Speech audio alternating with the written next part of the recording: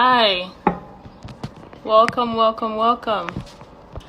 So today, of course, is going to be all about you guys, the fans. We would like to hear from you how you feel about today, of course, June 12th. What are your thoughts? Of I'm course, calling Happy from Democracy calling. Day Thank you. I'm calling from Germany. from Germany. Oh, welcome, Yeah, thank you. welcome, welcome. So, what are your thoughts about today? I think we don't have much to celebrate because we are worse off than how we started in 1999. So celebration, no. I think it's a time to check where we made a mistake. The mistake is starting every day. We can see what is happening in those states with their primaries. Hmm. The people have been forced on us because we don't make the choice. If 4 years ago Ize Yamo was being labeled chief by Shemole, and they say Ize Yamo today is what Shemole is bringing back to us to be a governor, then I don't know what change had to Shemole taking Ize Yamo to a river to wash up his sins, or what is he trying to tell us? So that is where the democracy is having in quote a K-leg, because you can't tell us somebody yesterday was a thief and today you are bringing him, presenting him as a golden calf for us, for him to serve the people. So I think we, the populace, have to do something. The primaries or the political parties, I think it have to be like the time of June 12th, where it started from the world level, where everybody participated in Okay. choosing who they want. But when the political parties choose their people indoor, the secret coven, it doesn't bring good to the people here. Hello. Hello, how you doing? Hi.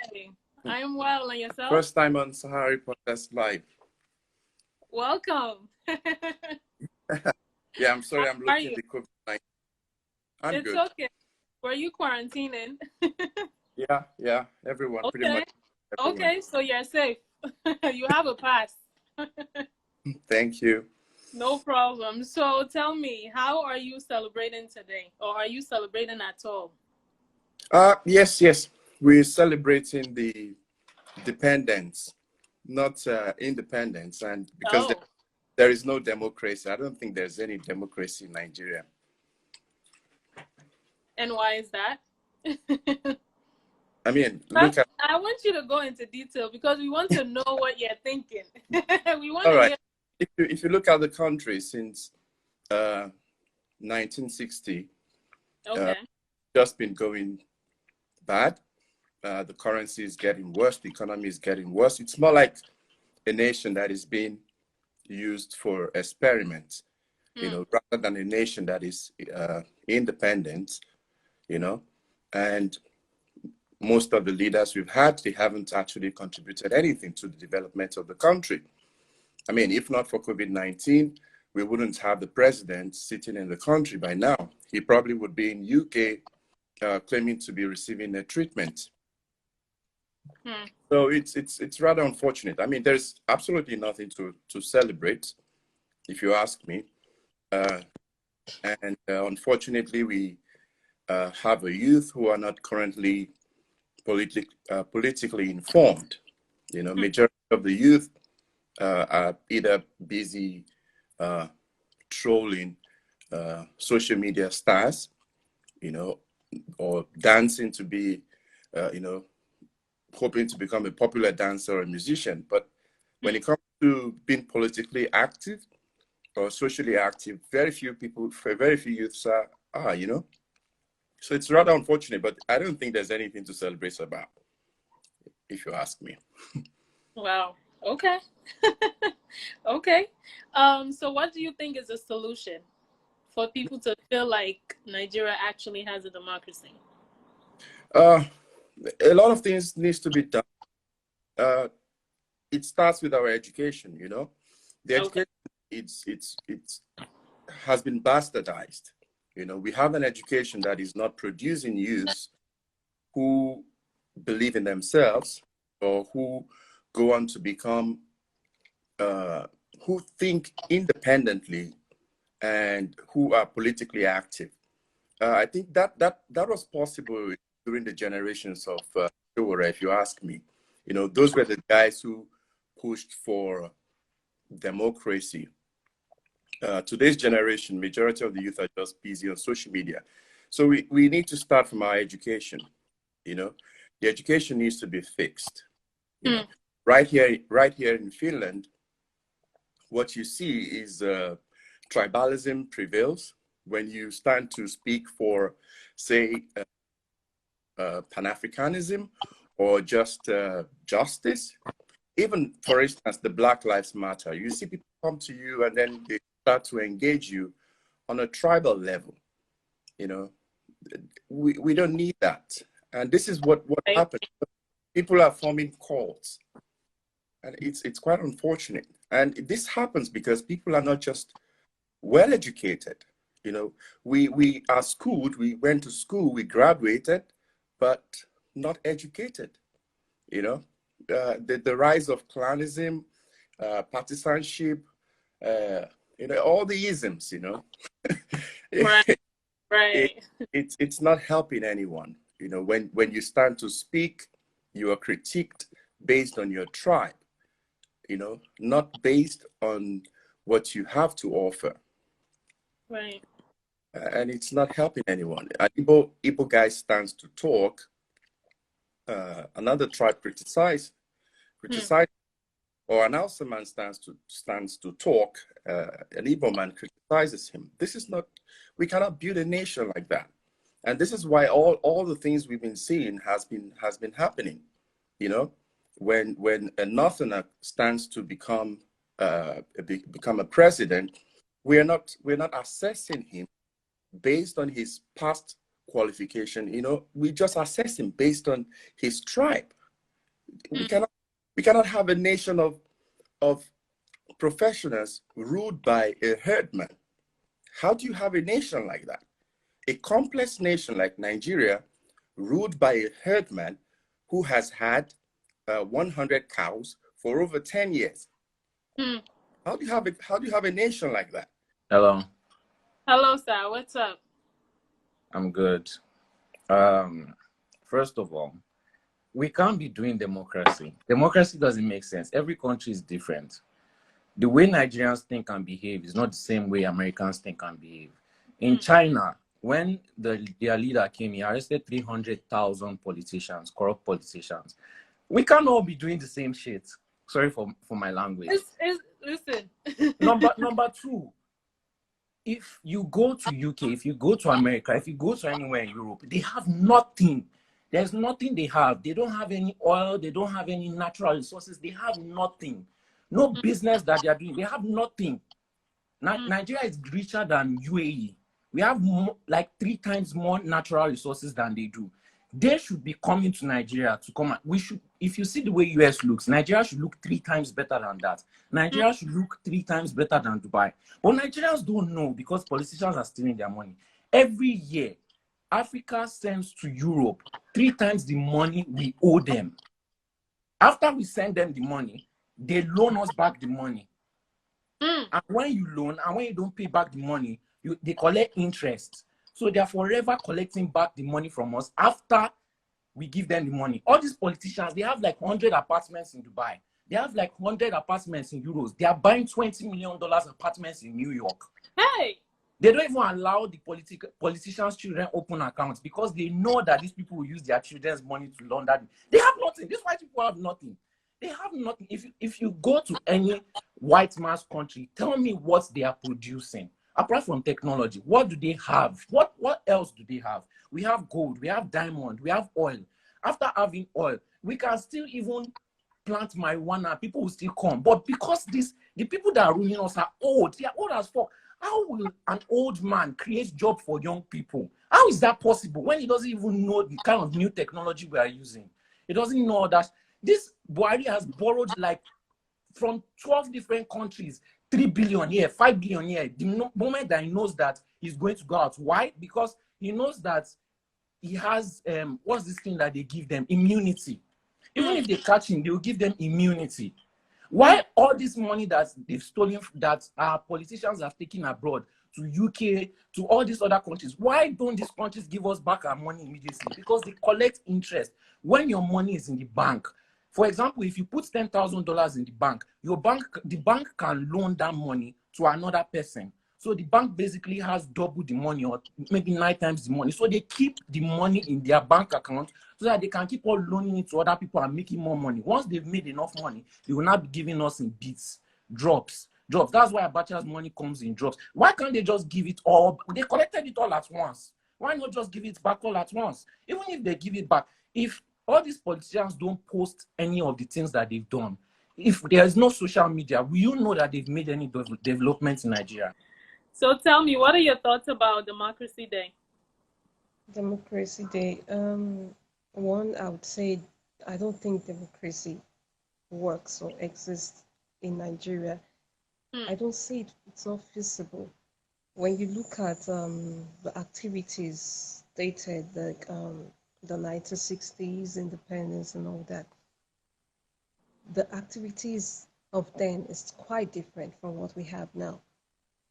We have a system that is not working. We have a failed government. Really, we have a failed government.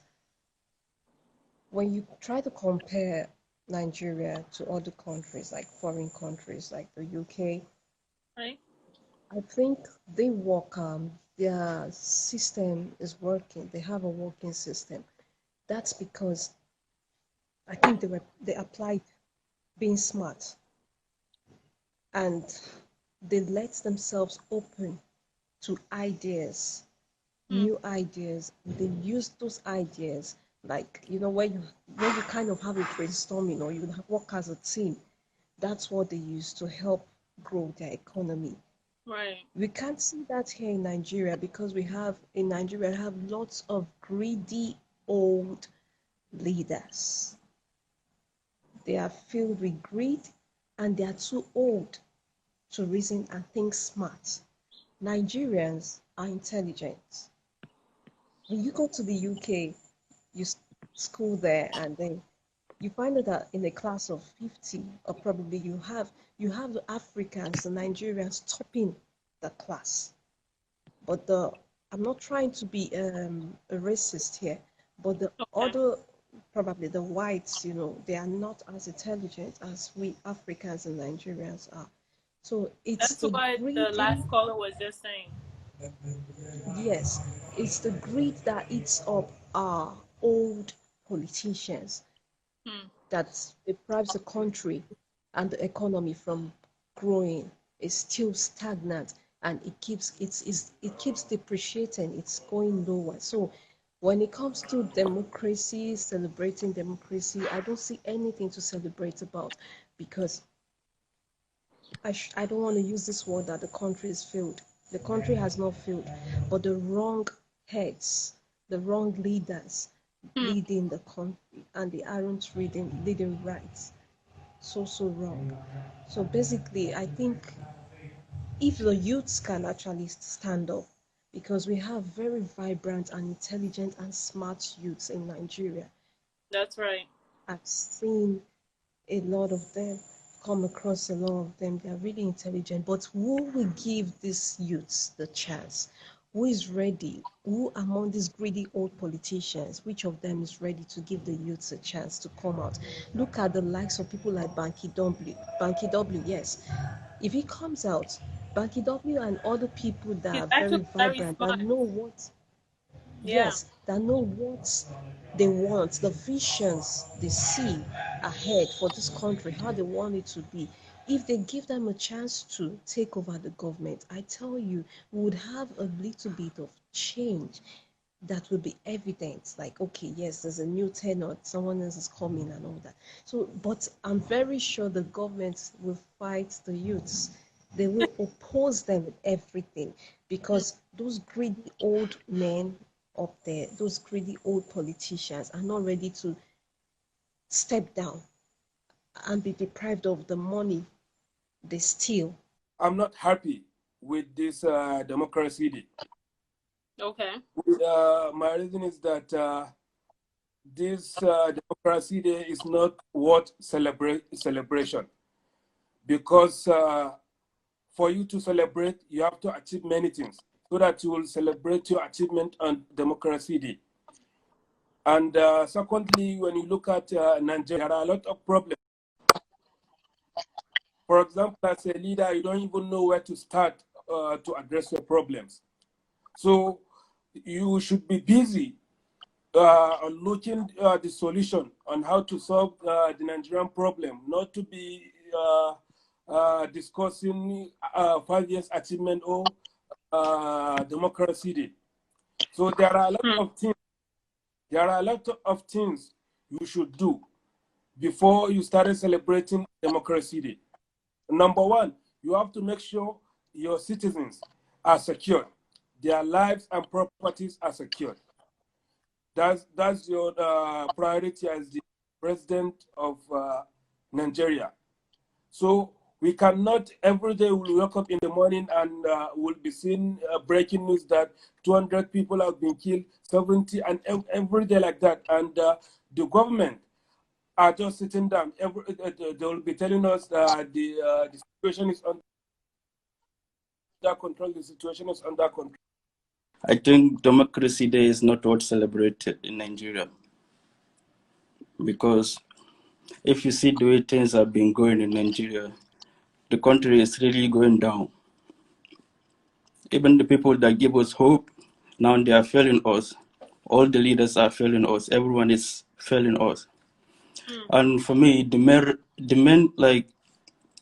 main thing about Nigeria is like us, we Nigerians. We are the main problem in Nigeria. Like the youth, everyone is like part of the problem. Even the good people with the good intention in politics.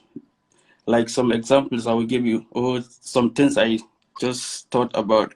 Some people are really good and they go into politics.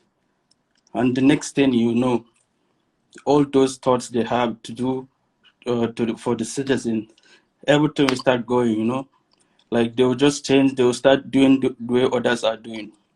So what I think right now is this: if really like Nigerians want Nigeria to change, we have to start by our own self.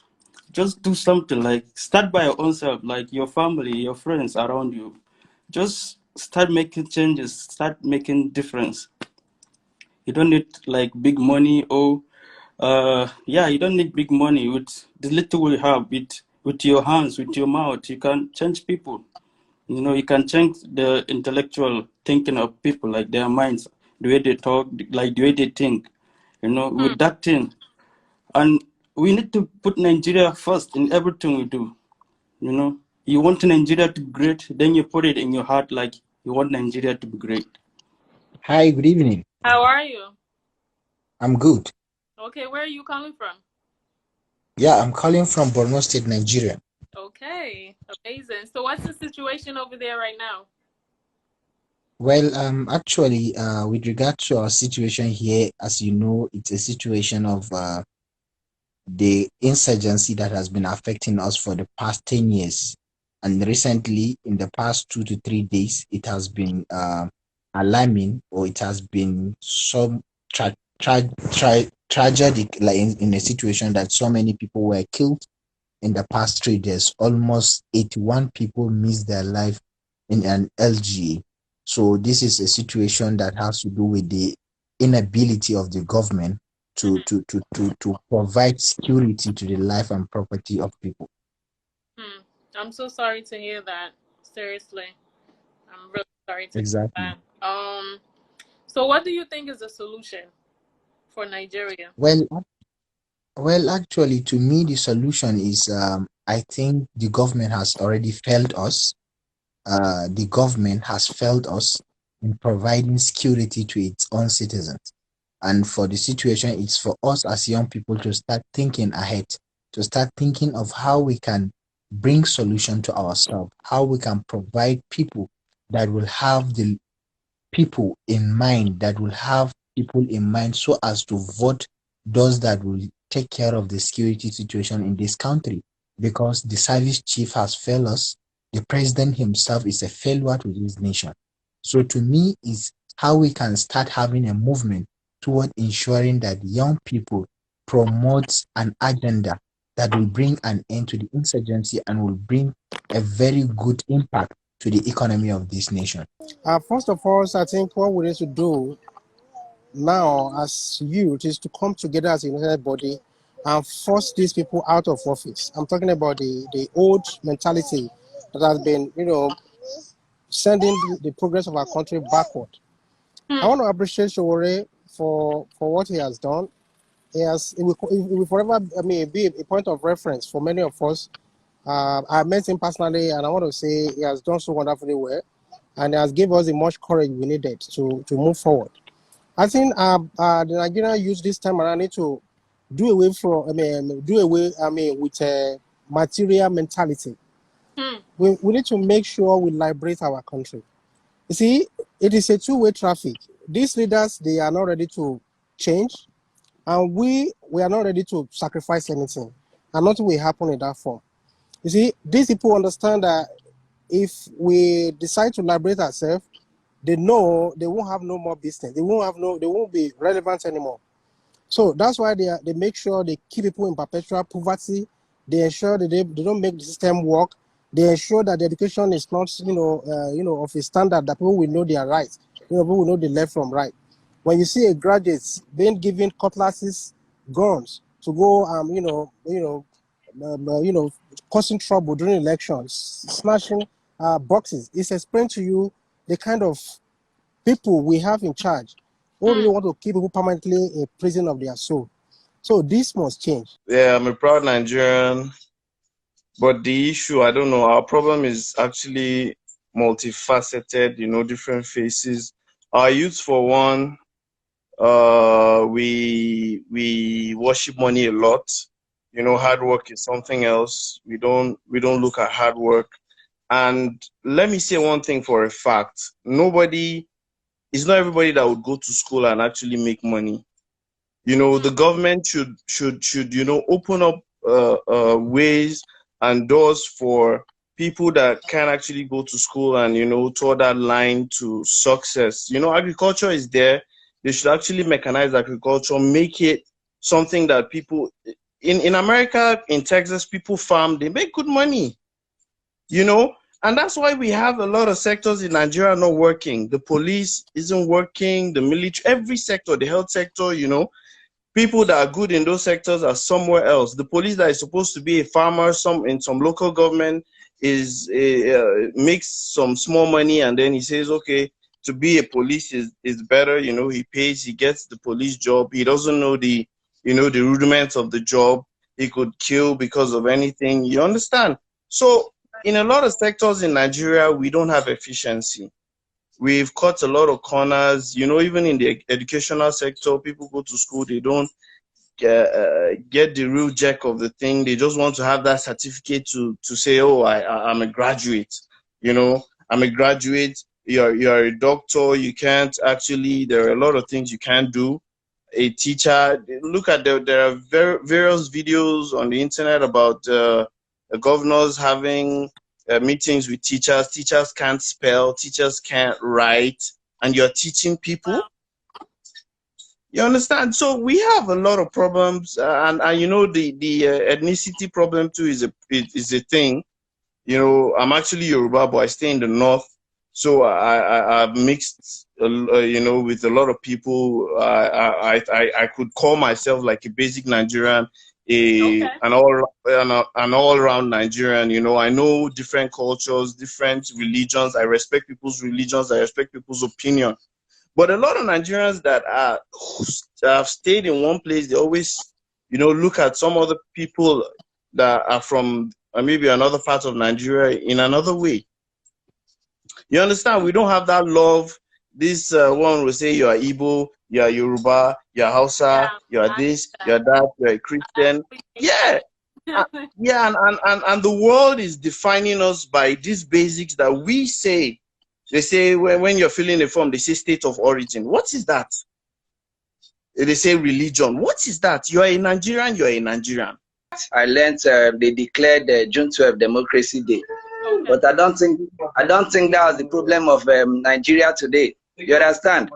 the man that called before this man called, the man in that wore face cap, I think he said he's from the States. You know, he was encouraging the youth to please come out and vote and protest and do this.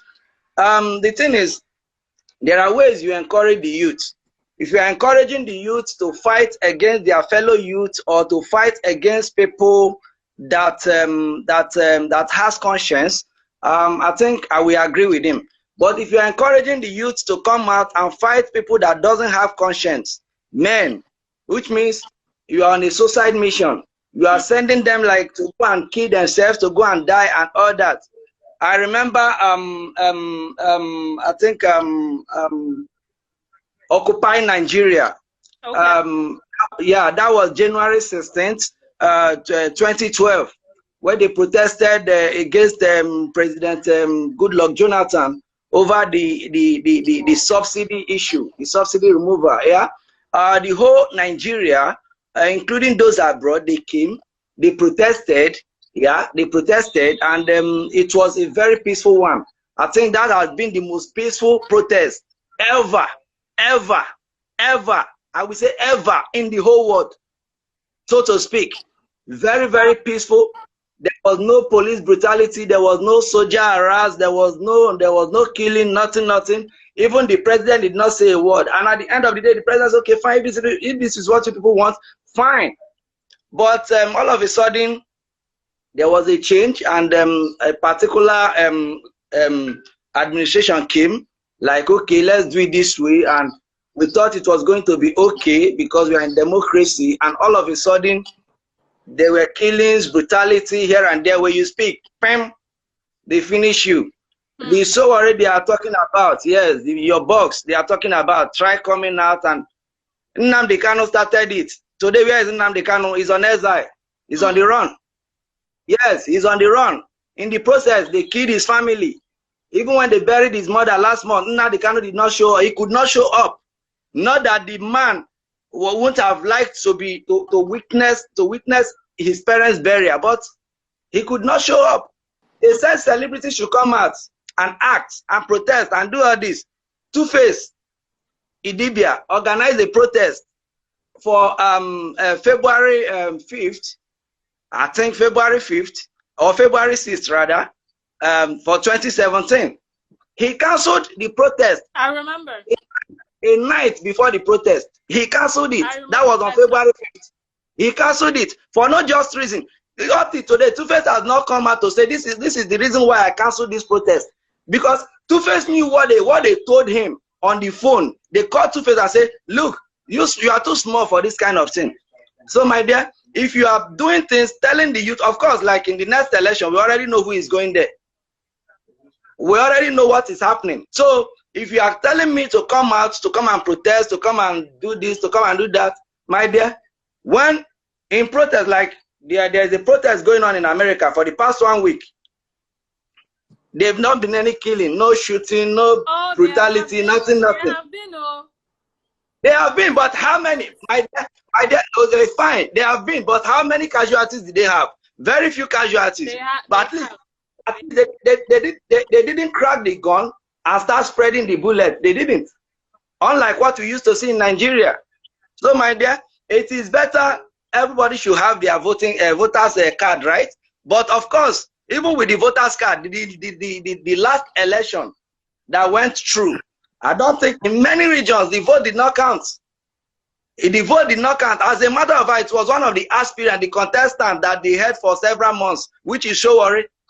So, my dear, if you speak, you die. You don't speak, you die. Somebody said, when they give you money to vote for them, take it and don't vote for them. Don't vote to them. Vote them. To be honest, one of our biggest problems we have in Nigeria is poverty. Trust me, we might talk from today to tomorrow. You can't tell a man that is hungry not to collect something from these people. You understand? You can't tell a man that is hungry to go and protest. No. You understand? Poverty, it is a big problem. And we're talking about youth. Who are the youths? The youths that are not even united. 2 to 3 youths come together. The next thing, one of them go out and sell them out. people are hungry. You understand? See, when you are hungry, you can never speak the truth. Nigeria's problem is way bigger than the way we see it. You understand? We don't want to speak because who to bear the cat? Nobody wants to die. You understand? Right. Nobody wants to die. We are all scared. But this is a tactic that the leaders use to control us. They've been using to control us for a very long time. You understand? If you want to scatter a shade, you break the head. When you break the head, every other ones, they all flee away. They all run away. But for how long are we going to be scared? You understand? We're talking about democracy. What is democracy? If you ask me, I will tell you, Nigerians should never ever talk about democracy because we don't know what democracy is. You understand? A country where you have to, when you're talking, you check behind your back if somebody is coming to pick you up. There's nothing. There's no democracy about that. A country where you are talking as a man, you want to speak, your own mother will tell you, close your mouth, they'll kill you. So we are all scared. We are all scared. See, we can all come on internet and just blab, blah, blah, blah, blah, but the question is who to bear the cats? Who is the person that's going to come out with the placard and come to the front and say, I want to die for this country? Trust me, even when Showore was there, like he was ready to give up his own life. How many of his followers were ready to die with him? Let's be honest, man. You understand?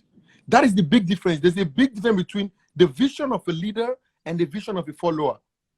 For every youth of Nigerian and everyone in Nigeria who are listening, what are we celebrating about this word of democracy? I'm picking one point. When we said a democracy, we are talking about a government of saying free and free to say your mind. Does Nigerian ever practice the word called democracy? A democracy or a celebration of democracy or a democracy country whereby when you said under 24 hours you are being killed. Is that a democracy? See, you know one thing about it. Many people are listening to the first and second, I think about 2 people online now saying the last person said Nigeria is the best country. I didn't doubt him. I have to be sincere. But the problem is this.